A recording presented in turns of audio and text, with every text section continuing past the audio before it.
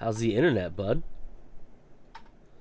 Besides one little hiccup this morning where it where it seemed to just drop all of the 2.4 gigahertz, and I had to I couldn't just reboot it, and it was working. I could somehow, I think it must connect via Bluetooth to my phone, and I could do a speed test, and the speed from the router to the internet was fantastic, but it wouldn't. But it just would not broadcast. It would not broadcast the 2.4 gigahertz internet. 5 gigahertz, it was fine. It showed it there. So I rebooted the modem or the router. Didn't do anything. So I had to unplug it, plug it back in. And then it showed back up. But What are you running on the 2.4? just whatever needs to be run on the 2.4. Oh, just I think certain devices or yeah, whatever. like the laptop, the MacBook I'm on right now is on the 2.4. Gotcha. My phones are on the 2.4. iPad's on the 2.4. But some things like the HomePods have jumped are on the 5G. Anyway, the video looks to be running great right now. Yeah, it does. No stuttering or anything. Nope. No connection loss. Nope. So I think things are pretty good now. All right. That's good. Mm-hmm. That's real good.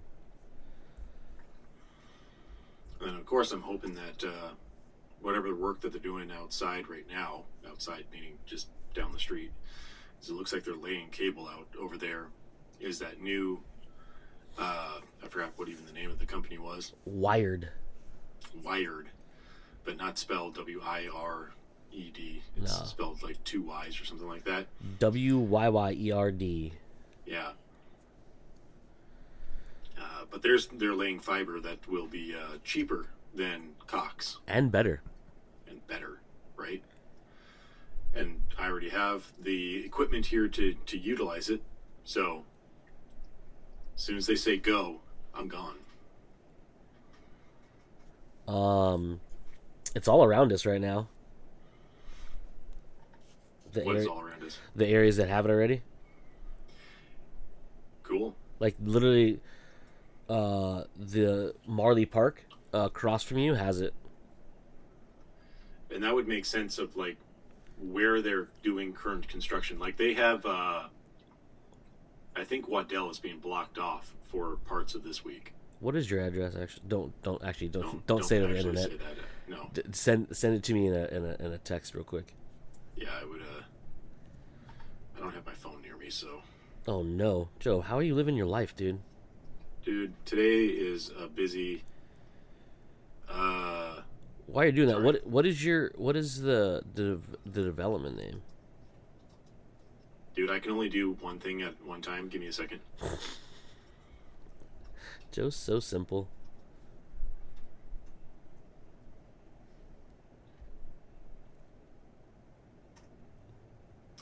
What's our development name? I don't know really.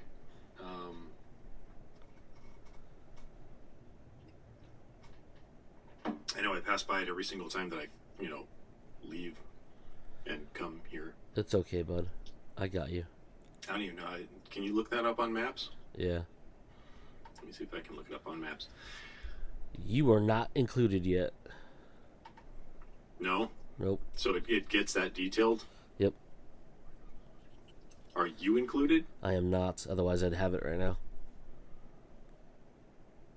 But I mean, are you included for future? Yeah. So it says future going to your neighborhood. Yep. Yeah. It says Surprise is it's one of the areas they have. Right. But they are they give you specific neighborhoods that have it.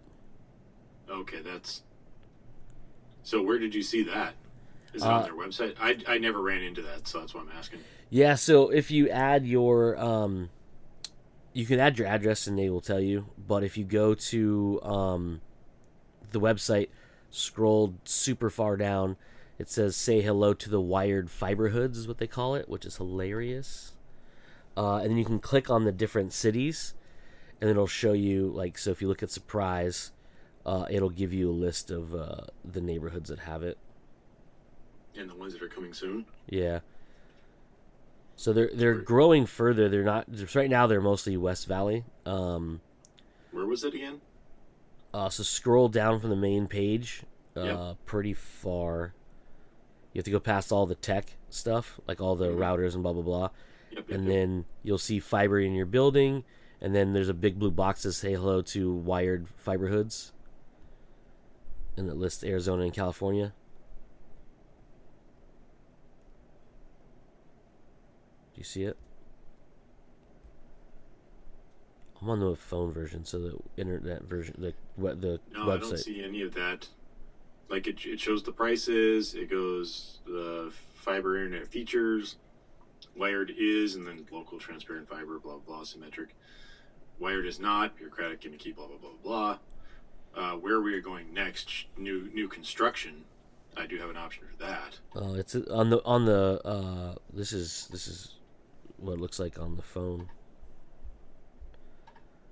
Yeah, no, I don't have that at all. It's pretty much the bottom of the page where like the help and fact stuff is. Right above it is the "Say hello to wired fiber hoods." Okay, no, if I click on new construction, it does take me to. Then I click on Arizona. Arizona, it does take me to Okay. the different sections. So if I you think I know what we are, and yeah, you're right. I don't think we're on here. It doesn't look like we're on here, which sucks. yeah Which literally means they're kind of building around us too. Then.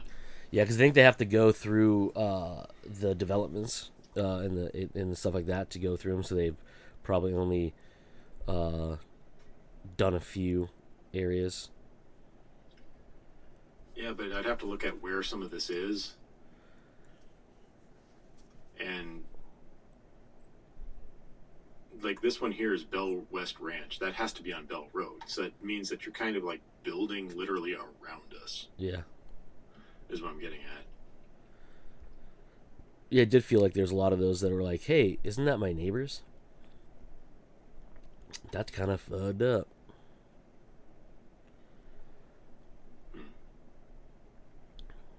If you click on it, it actually shows you where it is.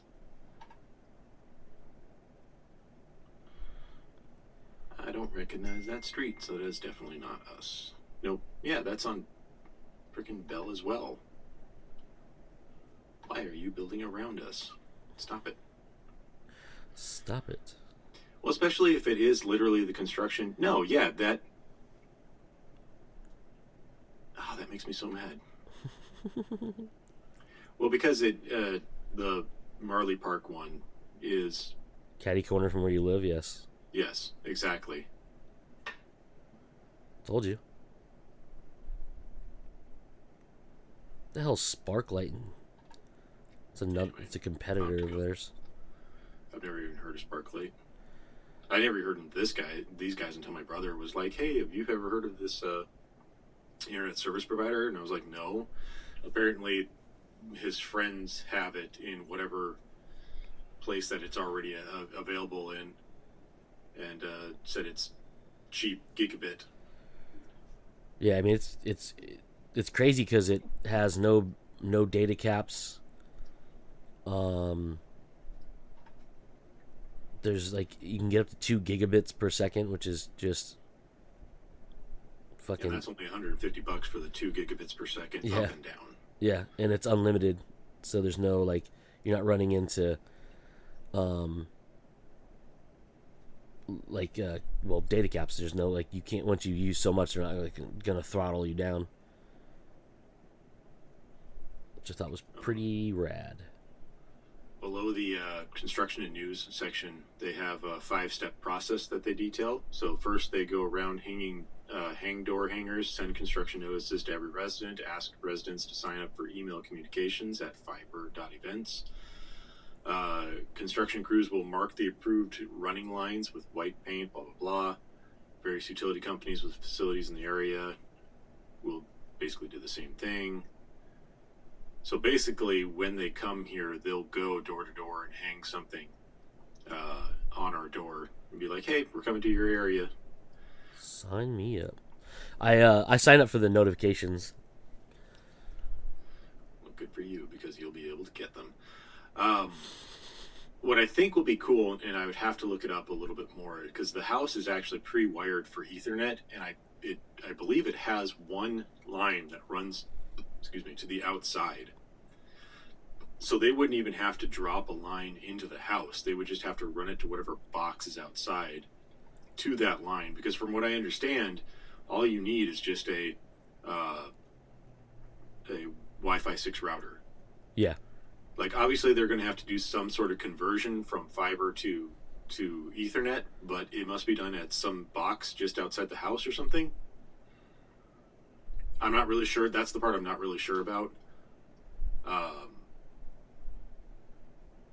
But yeah, if that wire does run to where I think it is, all they would have to do is just connect it, and then we're done to the outside of the house. In the actual, well, it won't actually matter for you since you don't own. But if you want a direct line, they'll actually put one in. Isn't that how it would be? No, so what that means is they'll actually dig a trench, bury fiber to your house, Right. and not just come into like a junction box and link you up. They'll like come and give you like if you don't already have your house wired. I mean, you probably do because your house is Well, that's what I'm saying. new enough. Their process said that all you need is a Wi-Fi 6 router, which is what we just got. Yeah. That's all you need. That it doesn't have a modem or anything to go along with it. So obviously you do have to do some sort of conversion to go from fiber to Ethernet, but it sounds like it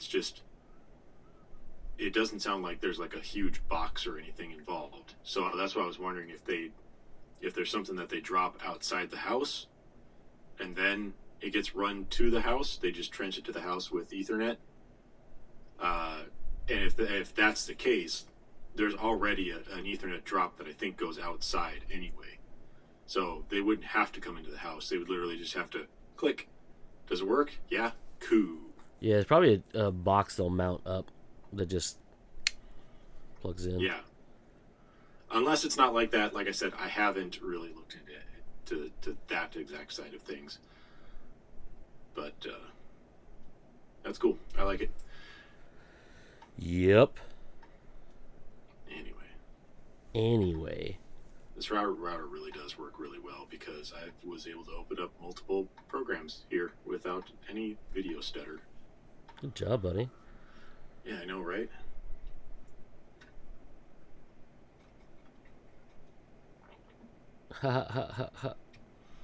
Anyway, now that we've talked about high-speed internet and stuff, Yeah. is there anything else you want to talk about? And There stuff. wasn't a whole lot for me. Like, there's some stuff that'd be interesting to talk about, but I don't think that's stuff that we're really going to talk too long about. I'm listening. Ubisoft canceled a bunch more games, or I should say, has canceled 7 games in 6 months, according to Kotaku. It's not exactly a list, but some of the games that they canceled, like I didn't even know they were working on a VR Splinter Cell game. Yeah. Well, they're not anymore. Good. So it's canceled. Good. What else was here? Where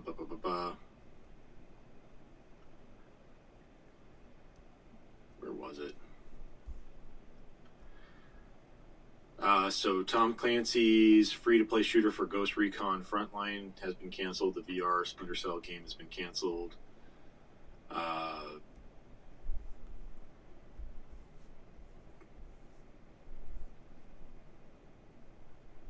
Skull and Bones got delayed again. It looks like. Where is this list? Anyway, so yeah, they've just been canceling games left and right, apparently, for the past 6 months. Yeah, they tend to do that. Ubisoft went on this weird, like, we're gonna do a bunch of things that nobody asked us to do, because they were trying to find new and crazy things they could do that would expand on existing franchises. Like they do, they have that sort of battle royale division game that may or may not come out. I thought that did come out. Homefront? Homeline? But you're right. Like, I don't. After they announced it, I don't remember anything about it. Yeah. So I wonder what happened with it. I don't think they. I mean, I don't. I'm not too sure. But It's one of those things of like, if you don't remember it, it probably got. It probably isn't out.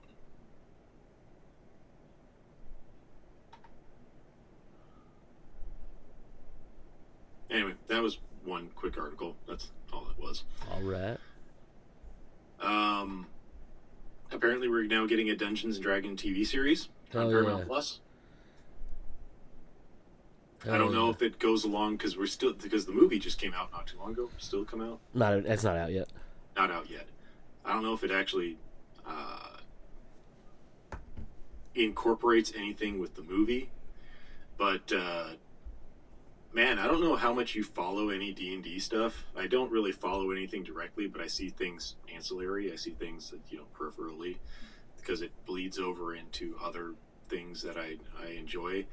And have you heard anything about what they're doing with D&D lately? Oh, like what do you mean? Like the game itself? Yeah, with like the game itself, because apparently, and I don't really know a whole lot about this stuff. Apparently, Wizards of the Coast, who owns the D&D brand, has this open license. I can't remember what it's called basically, but it basically means that people can go make content based off of D&D. Oh yeah. Or they can play D&D online, stream it, show people, make shows out of it. Yep. So that's kind of how I know about it, because I watch people who do actually make shows about D&D, even if I'm not sitting there watching them play D&D. Apparently, because it seems like there's this big push all of a sudden with D&D. You have it's become more popular because of Stranger Things. It's become more acceptable because it is basically an old school RPG.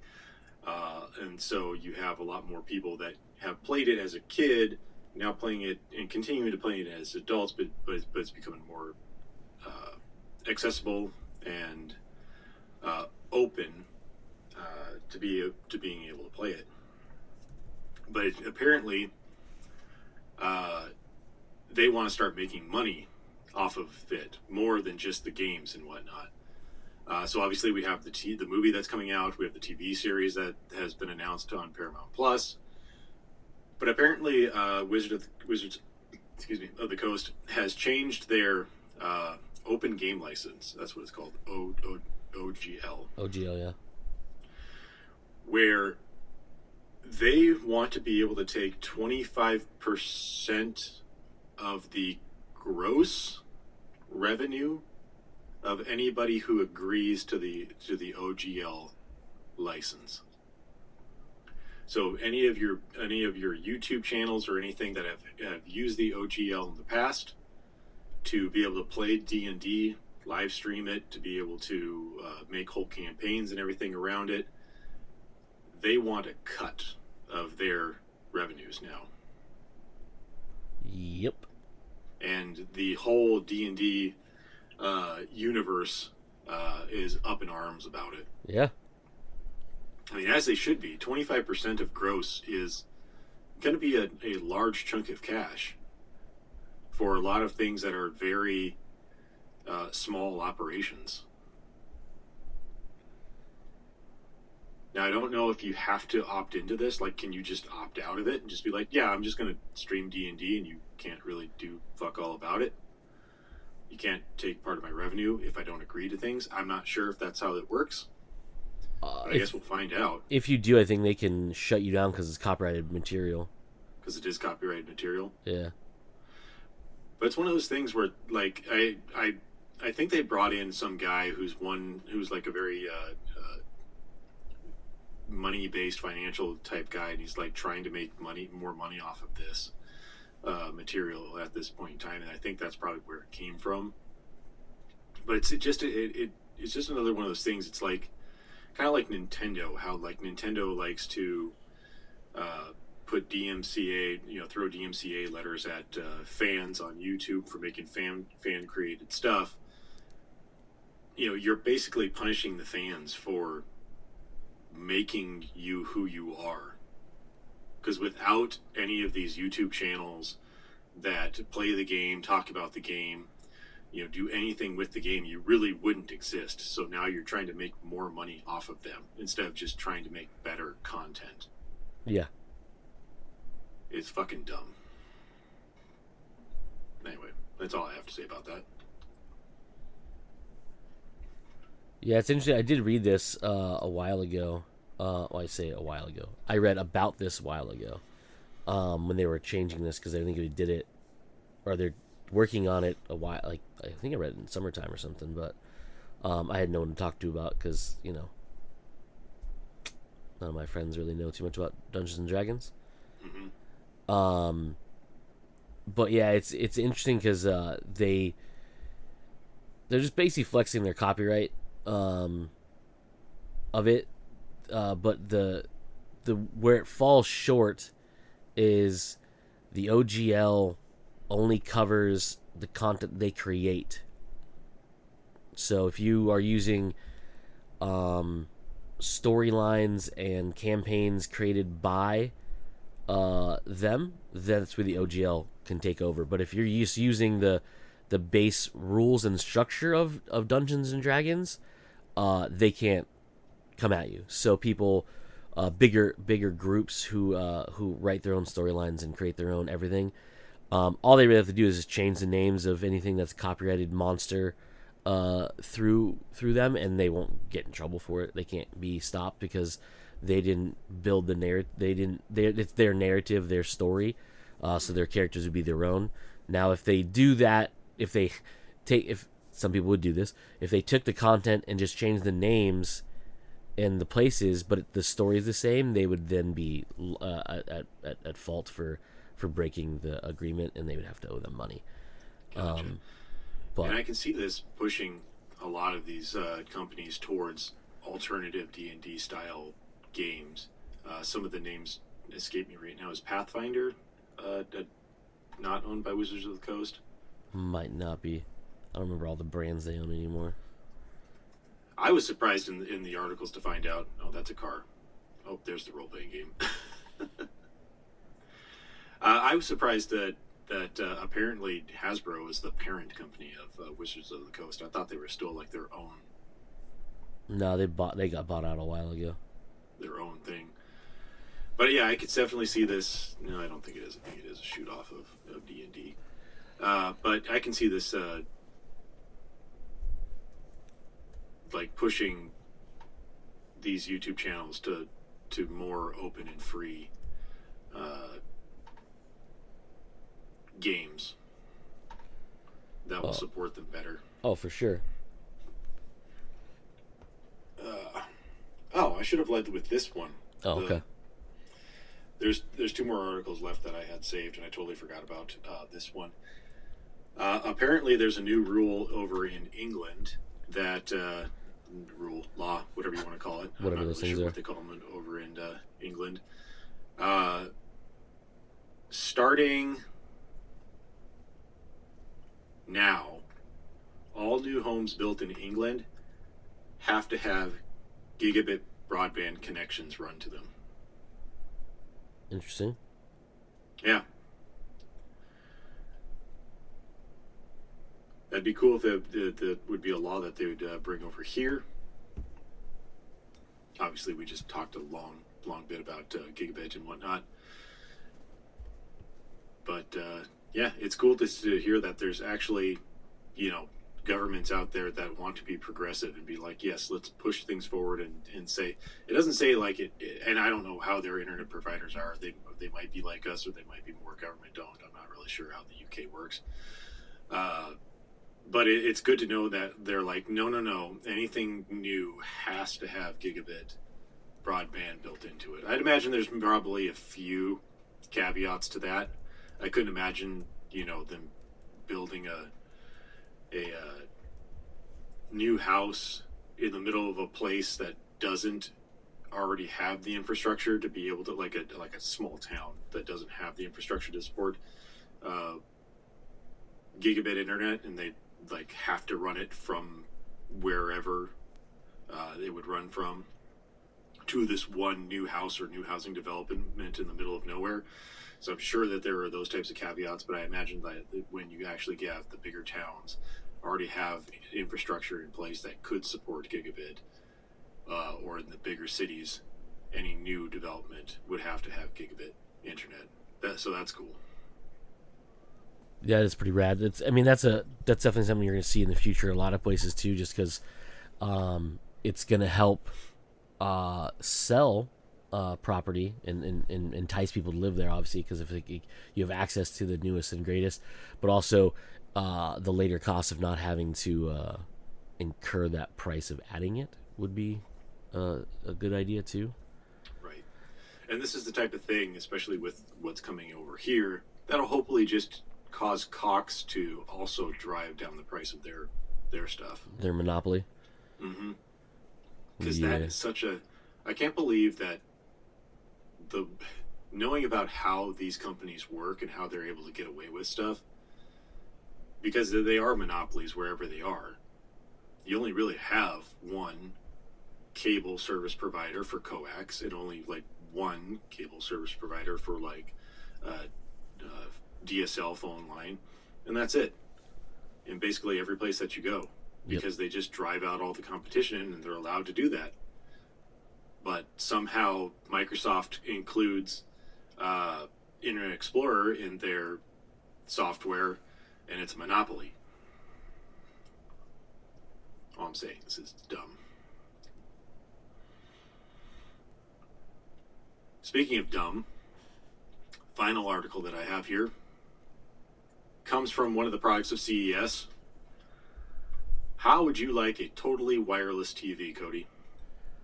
Are you talking about the LG? Actually, no, but that is another one. I think it actually uses it. Yeah. So the company is Displaced, but it does use the LG's brand new OLED M screen. So Okay. yes and no is what I'm talking about. It is a what was this? 65 inch, 70 inch? No, this was a 55 inch 4K OLED TV that runs off of 4 hot swappable batteries. Ew. Gross. No, I don't want it. You don't want it? Nope. Why not? Power can easily be run in the wall with nobody seeing it. Come on. Okay, how about this? You can stick it to basically anything. I could stick a TV on basically anything anyways. Yeah, but did you actually see the video? So there's a video of one of the reps, and they have the TV mounted on this plastic fixture. He walks up to it, he grabs it, pulls it off, and then just sticks it back on. So the way that they're able to do that is because that there's basically giant suction cups, vacuum sealed suction cups. I'm looking at it right now. On the back of it. Little suction cup motors that create the vacuum in those suction cups. So that's how it's basically able to stick to pretty much anything. It probably won't stick to like stucco or anything with textured wall very well, but it'll stick to a window, it'll stick to some sort of flat plate pretty well. My only concern would be, what if you forget to charge the batteries on that thing and the suction stops? Is your TV going to fall off the wall? Also, wouldn't it be loud or noisy of some sort? I would imagine that it only maintains, like, it has probably sensors that'll say, okay, I need to maintain this level of vacuum within this area. So if it detects that there is a leak, or detects that there is too high of a pressure, that the vacuum will kick in. But I would assume that if everything is made correctly, once it creates the suction, it should pretty much stay there without having to keep the pumps going very, very much.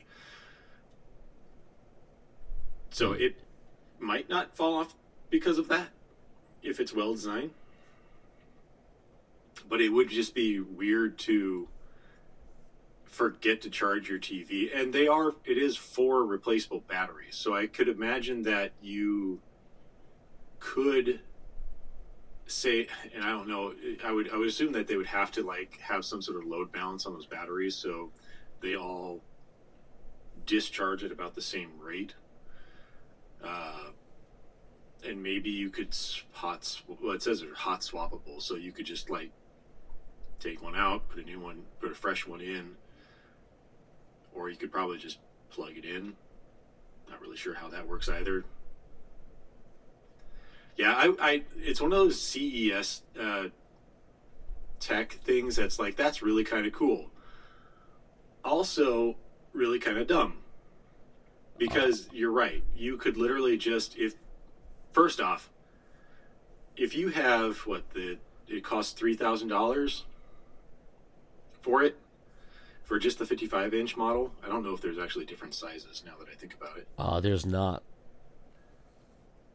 But if you can pretty much afford $3,000, you probably should be able to afford the ability to just drop a line if you really want something to be, not show wires or anything. You can you have enough to drop a line to the TV in the wall and power it that way. Yeah, this makes me mad. Why? This is the stupidest thing ever. Like, I get what they're trying to do, like a truly wireless TV, but like, bro, dude, no.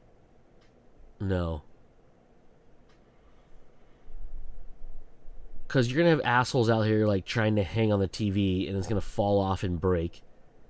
Well, yeah. Oh, look how good the suction is. And they're just finger hanging off of it. Yeah, no, this is stupid. Ugh. Disgusting. I'm ashamed that you brought this up, Joseph. I'm not, because I thought it was fun. Seeing weird tech at CES is the thing that I kind of miss about CES. We had the Withings P on it, and it tells you your vitals, vital informations of that. And now we have wireless TV, completely wireless TV. You are right. I believe LG had its own quote unquote wireless TV, even though I believe it actually has the power line. Yeah, they call it, it's wireless because it doesn't use doesn't use any wires to put content on the TV. Right. But it does have a power cord. But again, that's an easy thing to get around. Mm-hmm. I'd be a fan of what both of these technologies have here for the actual wireless signal broadcasting. Yeah. But the problem is that you need such a beefy thing. Well, yeah, I mean, it doesn't have to be like a huge beefy thing, but the distance that you can transmit that type of signal over has to be very short.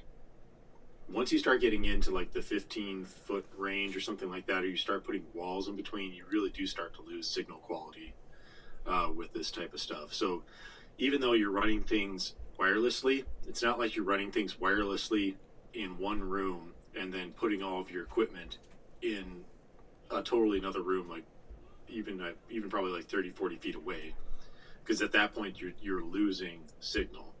All your equipment still has to be relatively close in order for this wireless stuff to work.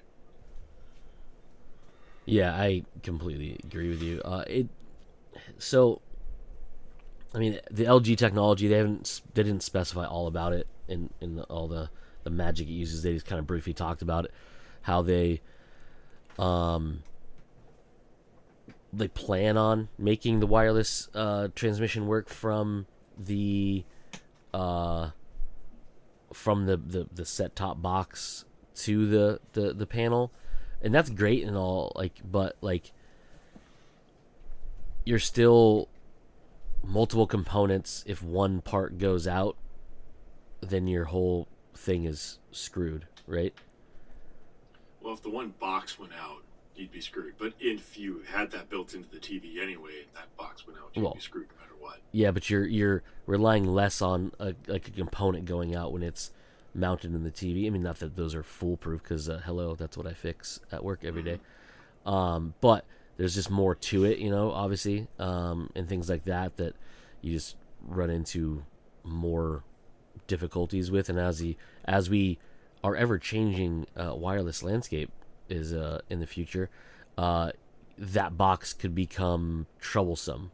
I mean, yeah, it could change with firmware, but you're going to run into more issues. Not saying I mean, the future could very likely be that, but I could just see them being more problems with it that way too. Cool tech, but I don't think I would. I wouldn't jump into it right away. Obviously, Definitely not. I don't have $3,000 to just drop on a new TV. I actually don't even know what the price of the LG one is.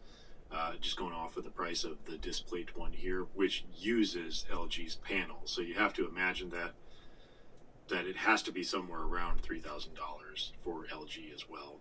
yeah. I don't know. It's weird. Anyway, that's all I had. Swinging back to the Dungeons and Dragons thing real quick. I was trying to remember. There was something I couldn't remember what it was that technically they cannot charge for, and it would be the base system of RPGs like Dungeons and Dragons and Pathfinder and all the other ones, and it's called the d20 system, which I should have remembered, but I didn't because, well, it's just too obvious apparently. So the d20 system is literally the system to use the 20-sided dice as your main, and then the subsequent sized dice after it for playing those games and rolling for attributes and attacks and different things like that. The system itself was designed for the third edition of Dungeons and Dragons, but the system we use currently in all versions ever since 2000 is the system that a lot of the newer games run off of. It is a trademark through Dungeons and Dragons, so technically, legalese wise, I'm sure they could come after you for that. But I think that is set to a different standard. I don't think it's set to where like they can charge you for it technically. And I'm not a lawyer, so I wouldn't know the exact legal stance behind it. But it is the system that a lot of these are based around, and a lot of the games that come out. Pathfinder, I think, is included in that system, or in that list. Pay for the rights from Wizard of the Coast to utilize the D20 system in their games, because then it's the base rules of how everything is set up for playing of the game, not the content you're doing in the game. So not the adventure you're on or campaign you're on. It's literally just the mechanics of running the game. You know what I mean? And you can tweak that to your different games. Like I'm pretty sure Pathfinder probably has a different character system, but something that's based, very closely to Dungeons and Dragons. But I do believe, to your question earlier, was the reason I looked this up. I believe Pathfinder, it's not owned by Wizard of the Coast, but it does use the OGL from Wizard of the Coast. So technically speaking, they probably could come after you if you played Pathfinder. Okay. So on those. even other companies that don't that aren't owned by Wizard of the Coast or Hasbro or anything like that, as long as they use the basic mechanics and they are the ones subscribing to the OGL. Yep. Because of that, you can't. You would fall within the OGL licensing as well. Yep. Like I said, I To it. I don't think it's anything to do with the D20 system. I think it has to do solely with the OGL. And the OGL would be what they would use as the right to contract, or to put you into that contract for them for the 25% of your revenue. Wow. So again, that's going to be one of those things where like the end user is the one that ends up being caught up in that, where Pathfinder and other games like that use that have already made their deal with Wizards of the Coast, and they probably have to renew it after so many years. I'm not too sure how. Again, I'm not a lawyer. I don't know how that works. Right. But eventually they would get to the part where they would need to pay to use it again and utilize it in different ways. And every time that Wizard of the Coast or D&D technically, well, actually, I think it's Wizard of the Coast that do it, update the game license, the open game license for newer versions of it that come out. They may or may not have to pay rights and royalties for it, depending on if they want to utilize whatever new game mechanics that are involved in it, if that makes any sense. Yeah, I think it does. But yeah, the D20 system, again, a game mechanics based around a 20-sided die, and their subsequent sizes below that. 10-sided, 8-sided, 4-sided, 3-sided, all those ones, like different ones they have, and of course 6 and 12, and I think that's all of them. Oh, and there's a 2-sided die, which makes me laugh because it's a coin, technically. But they that system, I was trying to pull it up.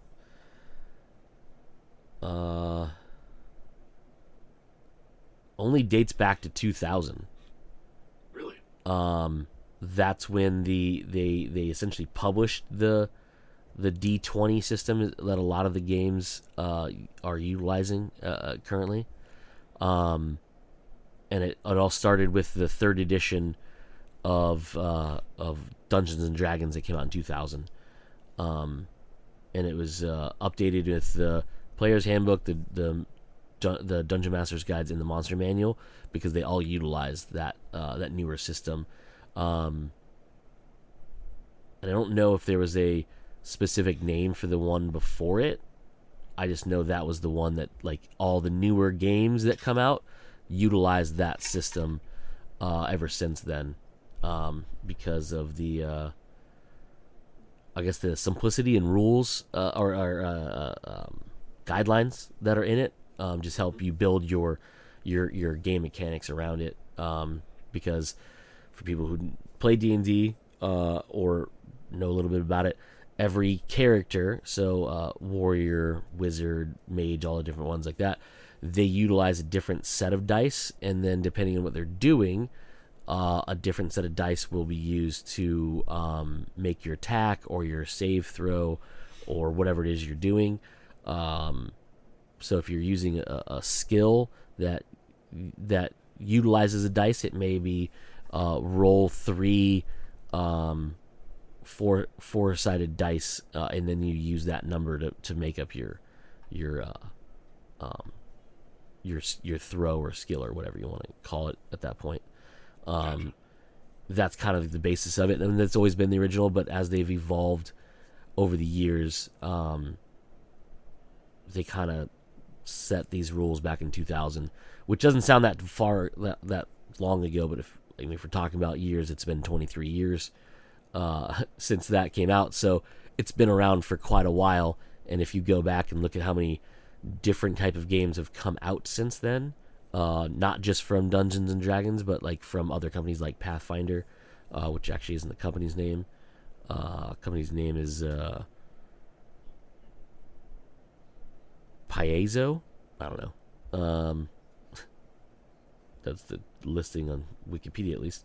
But they subscribe to that because they can base their game around that, and it'll apply, and it will help them bring in fans of Dungeons and Dragons that already use that system and are familiar with it to jump right into their game. That makes sense. You know what I mean? It's like anybody who uses Windows, you're going to be more likely to buy programs that say, "Hey, this is a licensed thing through Windows," than if you said, "Hey, this may work with Windows."